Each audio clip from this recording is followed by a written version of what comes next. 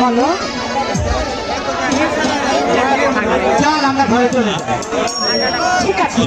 মা আমরা ঘরে চলে গেলাম মানিলা সাথে ঘরে যাবো তোমার সাথে পরে আমি কথা বলি বসতে আচ্ছা যাও হইবো এই যে গোলাম দিদি বান্ধবী আইতে ঘরে তো চাল ডাল কোনো কিছু নাই খেলে কি শুনো তুমি হাড়ো যাও হাড়ো যায় ভালা যায় পড়ালে মাছ দিয়ে আইবা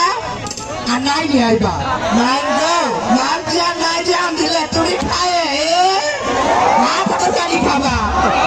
তো যাবি হাড়ো যাও তুমি আসুন আয়নার বাপ আমার কিন্তু একটা কাজের লোক লাগবে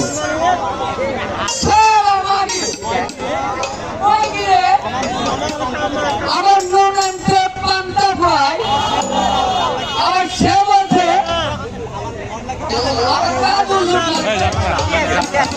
আমি পারবো না